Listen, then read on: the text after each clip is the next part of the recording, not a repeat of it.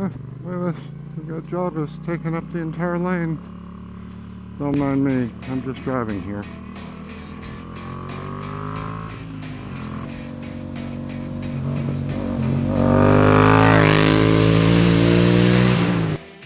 It's coming this way.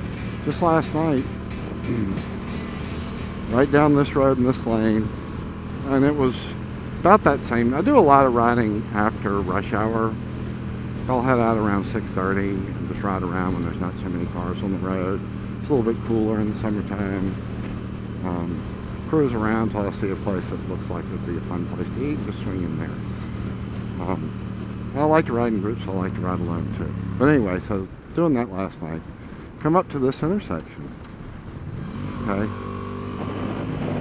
Maybe one less gear than I wanted. And I'm following this Mercedes black convertible SLK. Okay. Much like this situation. I come around this curve. Around here. And I pass him. Just like this. And then go to make a left-hand turn. Just like this. And I always take the left-hand side of the lane. Not always, but generally. It's my default position. And I'm sitting here, and I look to my right, and the guy is pulled up next to me. Right there. So he's sort of blocking part of the left lane. And he's talking to me, and I can't hear. I had music on, so I flip my visor up, turn the music down. And I'm like, yeah, man, what's up? And he goes, you're an asshole. And I wasn't expecting that because I didn't really, look, I'm not saying I'm the most considerate driver in the world, but I didn't really see anything that I'd done wrong. But part of the reason why I walked back through that today was I wanted to go, okay, Well, anyway, so he says that, and I said F off and flipped him the bird, and the light changed, and so he just pulls in front of me and takes the position and comes down this road. Well, right about here, I go from being pissed off to being curious then, because I'm like, well, okay, maybe I did do something squirrely. Let me at least find out what the guy's perception is. So I start waving at him, and I'm sure he thinks at this point I'm trying to get him into a fight, but he stops right here. So I give him which I guess he understands. I was like, hey man, just want to hear what you have to say about what I did. And he said, I've already said all I had to say. I was like, yeah, but what do you think I did that made you think I was an asshole? And he's like, you passed me on a solid white line. And so when I rode through it just then, I'm going to concede this, that I might have been marginal on it. Like, I might have crossed it before it became dotted. I know I didn't immediately swing over and cross the solid line, but I might have crossed really close to the end of it. But I signaled, and I said that. I said, I don't think so, man. I think I made it to the broken line. And I signaled that I was turning left, I was passing you, and you didn't have your signal. And he's like, well, I was getting ready to. And I was like, well, there's nothing I can do about that, That's why I went by you fast, because no offense, but I don't know what your cages are going to do. And the guy said, well, I'm a rider too. And, so at that point we got into a rather productive but short conversation about his perception and mine. And so I wish I had it to do over again. And rather than telling the guy, fuck off, when he'd said I was an asshole, said, well, maybe, why do you say that? Testosterone is a cool thing at times, but sometimes it really sucks. Because, the guy really, I think, the last thing he said to me was, hey, ride safe. And I waved. And it was no big deal. I don't hate that guy. I wasn't even angry. I was angry at him for a second when he called me a name. But it took me, 20 seconds to go from being pissed off at the guy to being like, well, now I wonder why he said that, And that's probably all right, man. It's probably a guy I could sit down and have a beer with and go over it. And, the thing of it is that when I went back through it, I'm like, okay, I sort of see where he's coming from. Maybe I was a little too abrupt getting over into the left lane, like maybe another half second more, you know, like finish the turn and then make a signal and let that click twice and then take the left lane. Because I don't think the guy was just trying to like, when he first pulled up next to me and said I was an asshole, what I thought was this, here's this punk in his $70,000 Mercedes, and he's pissed off because I just dusted him in my bike. And I've had that happen. I've had people in sports cars get pissy with me because they're not as fast as me. And it's just in a short burst in traffic. I mean, maybe a supercar, you know, I'm sure there's cars out there that would make this bike look slow, but 99% of the cars out on the road have no business trying to race from a stop position with this 700cc super light, really torquey bike. It's going to end badly for them. So that's what I assumed was going on. But after I got to talking to the guy, I think, and I don't want to speak to what was in his head, but I think at first he was pissed off because I'd passed him and he didn't really like the way I'd passed him.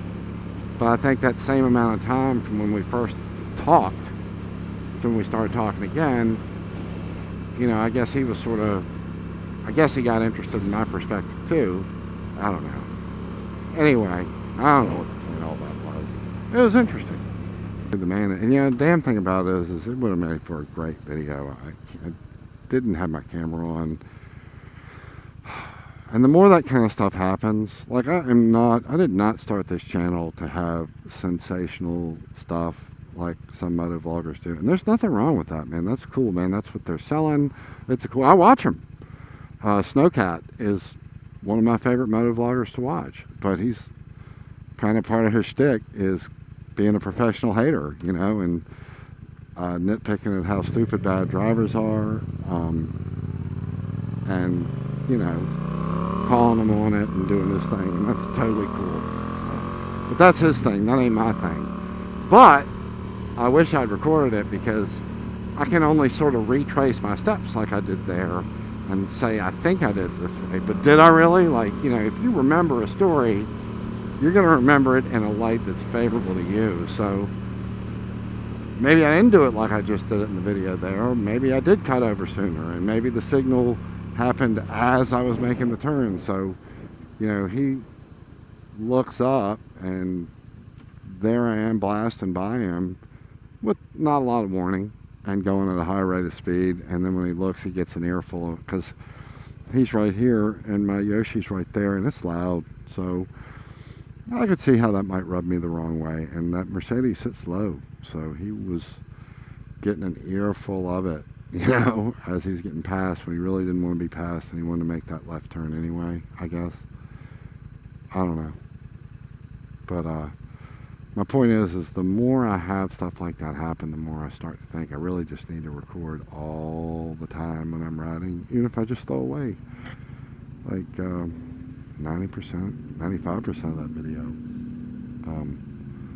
Because you know, I think it would have been illustrated. I'm telling the story, but that's not nearly as good as like seeing it actually happen. And then like have a deconstruction of what happened afterwards. Because maybe I did sort of screw him over more than I thought, you know? I don't know. So I guess what I'm saying in the end is like I didn't appreciate the way the guy approached me, but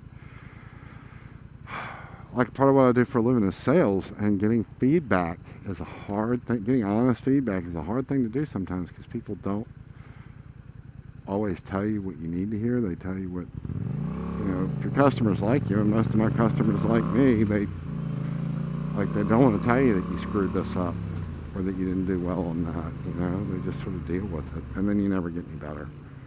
So my point is the guy, despite the way he approached me, actually gave me an opportunity to get better. And if I had responded with,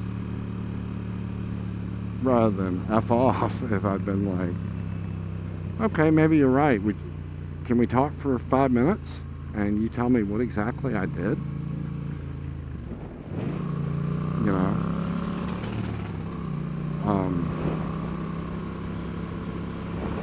you know, hey, I'm not perfect. Maybe I made a mistake. So, I don't know. Anyway,